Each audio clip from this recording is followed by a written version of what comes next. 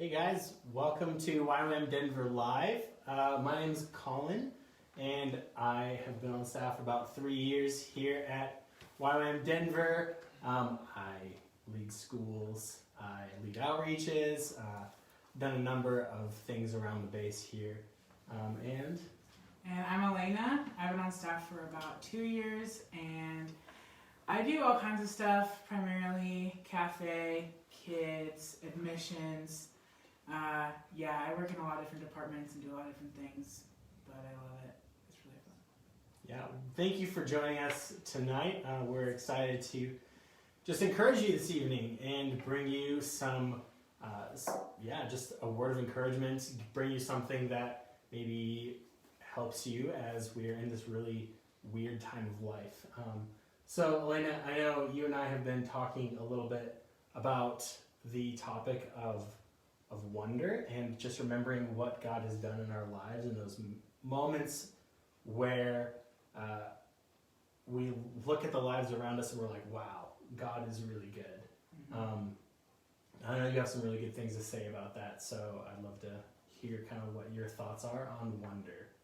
Yeah, so I've been thinking a lot about this because, as you know, everything has shifted in all of our lives. So it's just like, where are we finding our wonder now that we're in quarantine and there's like 3 places you're even allowed to go? Like the grocery store has become very exciting for me.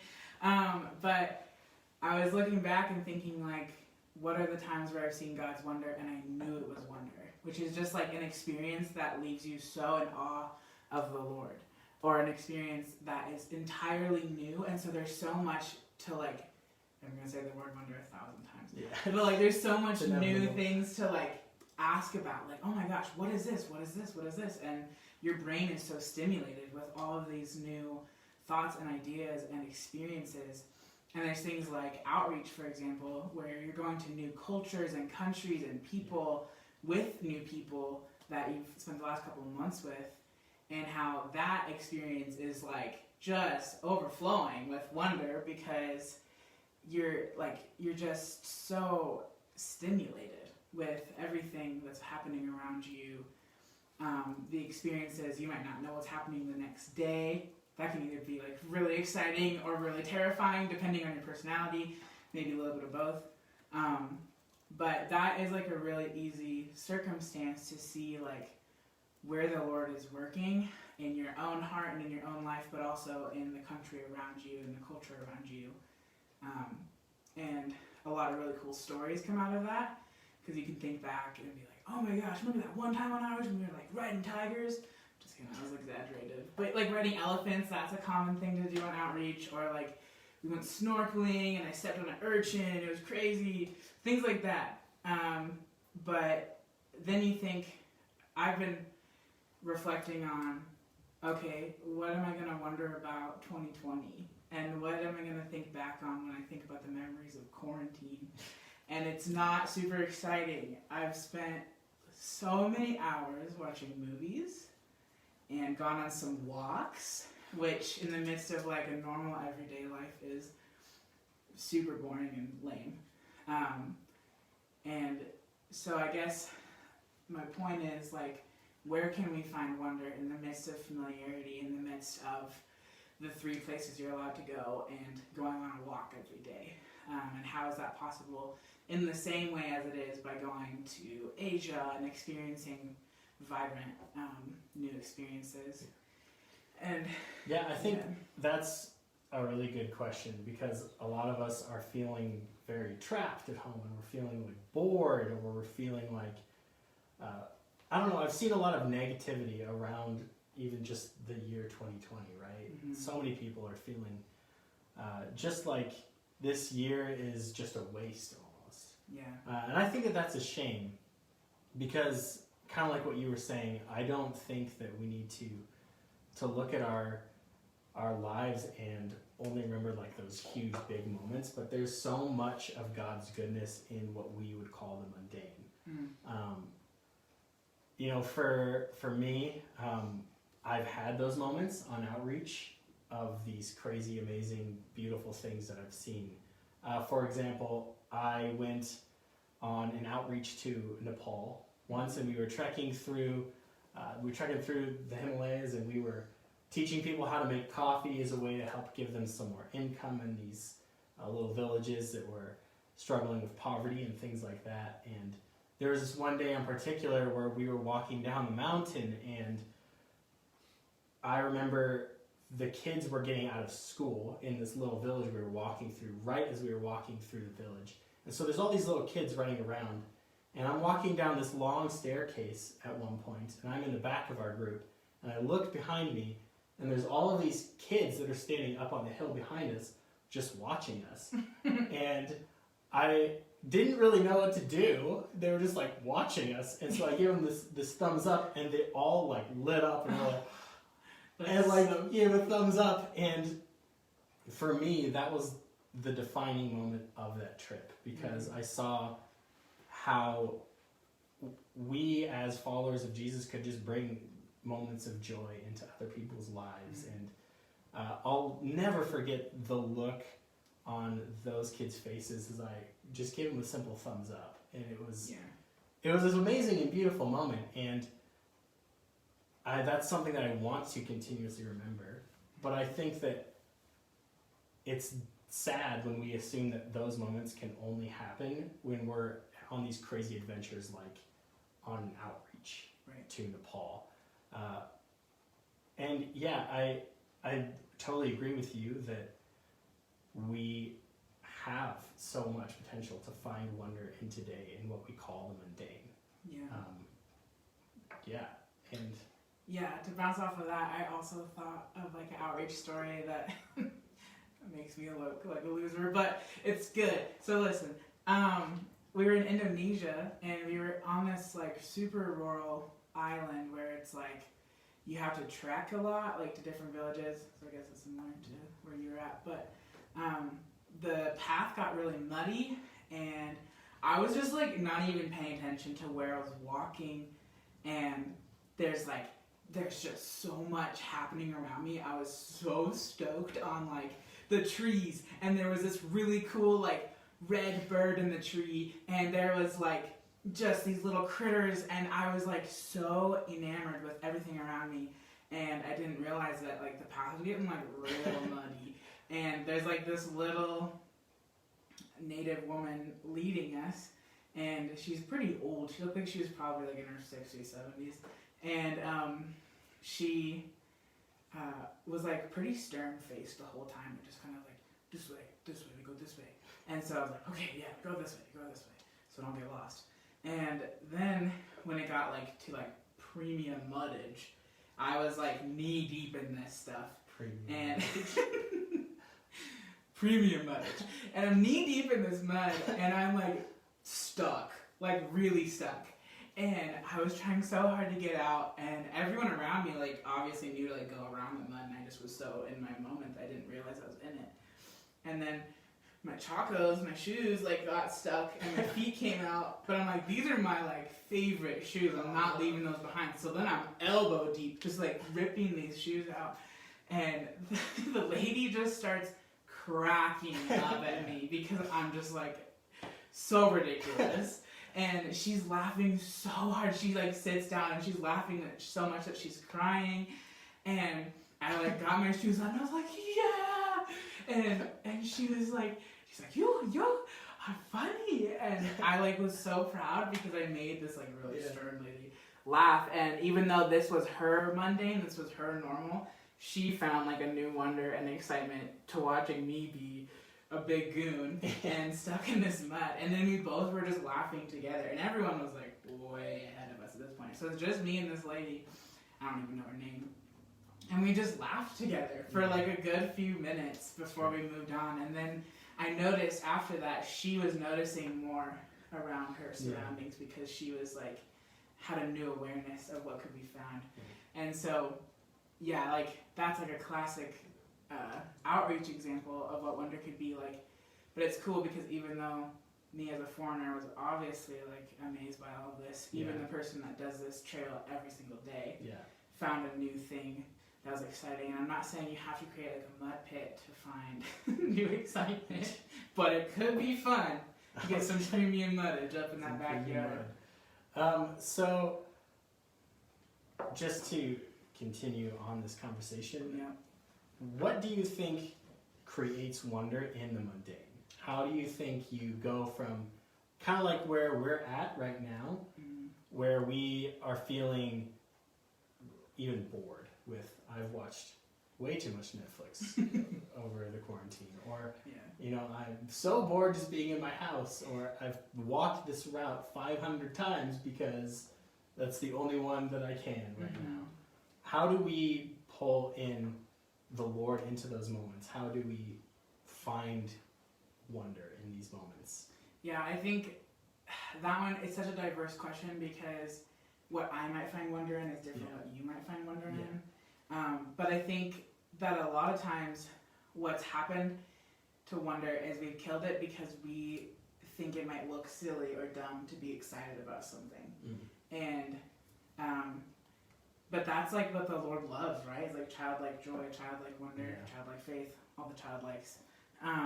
But like, for example, one of the things I had never seen here, I've talked to like everyone about this, I've already talked to you about it, but they don't know. It's fine. I discovered prairie dogs for the first time a couple weeks ago. I had never heard of these things. Well, maybe I've like heard about them before, but I've never like thought, when am I going to see a prairie dog? And because I'm from Washington, they don't have those, and I've just never seen them here. No one told me like I should watch prairie dogs, and I'm kind of mad about it because 2 years later, here we are. But anyway, if you're walking, and I just saw this little thing. I was like, is that a squirrel? Is it a meerkat? And then the person that was with me, like, oh yeah, it's just a prairie dog. It's like a squirrel. It's like vermin. And I'm like, are you kidding me? They're so cool. And so I made them stop and like watch these prairie dogs with me, and I was just losing my mind because I was like, these are so cool. And eventually the person that was with me was like, actually, yeah, they are pretty cute, and like I can appreciate that. And like that's like a really simple way to find wonder. Is the broad way to answer that question is asking yourself, what don't I know? What don't I know about this room? What could I find in here that's different? Oh, could I rearrange the furniture maybe? That could be fun. Should I impulse cut my hair? Maybe. But like, also, the way I find it the most is through nature. Yeah. Is through seeing new things. And I think like, even though quarantine is like whack, the fact that it's in the spring is such a gift, because it's like a really good season to see old things become new, or like every day I discuss the trees with the person I'm in quarantine with. It's like we're like, I feel like the bloom is late this year, and when are the trees gonna turn green? And then when one does, one day you wake up, you look outside, that tree that was brown is now green. Yeah. Like that's something that any other year I wouldn't have really noticed. Or like I would have, but eventually. Not like the day that it happened, I'd be like, oh my gosh, the tree's green. Yeah. Can you see that? Or like, is this one gonna have flowers this year, or is it dead? I don't know. Yeah. What are we gonna? And it's like so exciting. Yeah, I love that you mention like, what don't I know in this scenario? For an example of that, the other day I went on a walk, and actually after you and I had kind of talked about this a little bit, I decided, because I heard all these birds singing in the trees next to me, that I was going to count how many different birds I could hear. And I got to like 20, and then it got really confusing because there's just way too many, and they started blending together. I wasn't sure if I'd counted that one yet or not. And so I got to about 20 roughly, and that just blew my mind, that I was just walking for a couple minutes and I could hear 20 different songs from these birds. And That's great. Yeah, and I just think that that's one of the cool things that I've seen during this quarantine, because it reminds me that we serve a God that is creative. It reminds me that God is good and that he's active, and he's still doing these things that are really beautiful and really amazing in the midst of this time where it's a little bit discouraging to just be alive because we're stuck in our homes.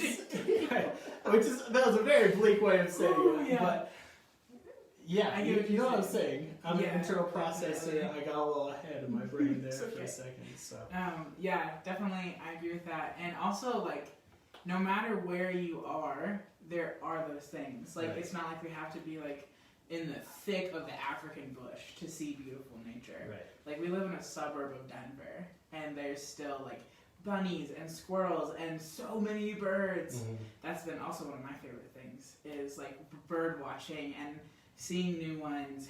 And I've told, like, everyone on staff this because I'm super excited about it. But there's, like, this pair of doves that perched up, like, right above our front door at the base.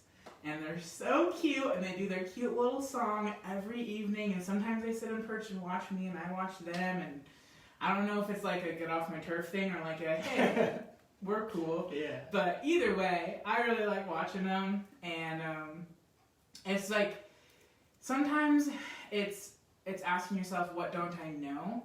But sometimes it's also just, what haven't I noticed? Yeah. Because of the buzz of busyness of every day of doing the necessary and not noticing what might just be an extra pleasure, like Right. seeing the birds or watching the trees.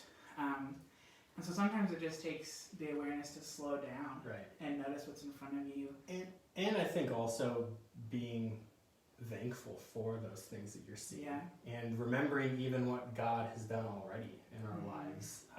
Like you shared a story from when you were in Indonesia. I shared one from when I was in Nepal.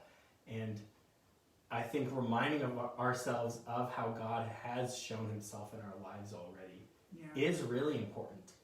Because in my life, I've realized the more that I am being thankful for what God has done, the more I am able to notice him in my everyday. Mhm. And so I think that's another part of it as well. It's kind of like a whole mess of things that this takes, right? Like Yeah. it's slowing down. It's asking, okay, what can I discover today? What don't I know today? And remembering what God has done. Yeah. So And the insane amount of metaphors that you can take, especially from winter to spring, or like trees, for example, is like a classic. And it's like there's a few different examples in the Bible of like a tree in the winter looks dead, but it was growing roots, and now it's spring, and so those things can then come to life. And whatever that means for like you as individuals, you can take and then give glory to the Lord for. Of like, you know what, this spring I am so thankful that I've grown in this way, or like I've had so much self-realization because of all the self-reflection I've gotten to have Right. that I wouldn't normally have, or like me as like a 99% extrovert, yeah. I've taken time to slow down and be inward instead of constantly being outward. Right. And so yeah, there is so much to discover. There's not even enough time to talk about Right. how much like there is to be found. And yeah, so I would just encourage everyone to find something. Like in our last staff meeting, I was like, I want you guys all to just stop for a minute and like watch the birds, because that's what's like touched me. Yeah. But there's other things too, or even like the weather, like my P&W people. When it rains, like after it stops raining, what does it smell like outside? Yeah. And there's so much. We serve a good God, and I think it's important that we take time to slow down and notice that. Yeah. So, thank you for chatting tonight. And I just want to say thank you guys for tuning in. We really appreciate it. We hope that you've been encouraged tonight. We hope that as you go out into the world, remember that our God is good and that he's doing amazing and beautiful things in our world, that you are encouraged. Feel free to join us tomorrow night. I believe it is Ryan and Andrew from our staff that are going to share tomorrow. They have a lot of wisdom. They know the Word of God really well. So I'm pretty excited to listen. And I would really encourage you to tune in as well. Would you like to pray to close us? Yeah, of course. Great. Yeah, we should go Jesus, thank you so much for my human flaws. But yeah, Lord, we thank you so much for wonder and what there is to be found all around us, whether that's in amazing life experiences that you provided for us, but also in the midst of our mundane and our everyday rhythms that might be different than we were expecting for this summer. And as we let go and maybe feel disappointed, that Lord, that you would lift our hearts, and that people would continue to see you, that the birds would be out extra so people can watch them. And I just thank you for the prairie dogs and all that you're doing in our lives. In Jesus' name, amen. Amen. Thanks for joining us, guys. God bless. Thank you.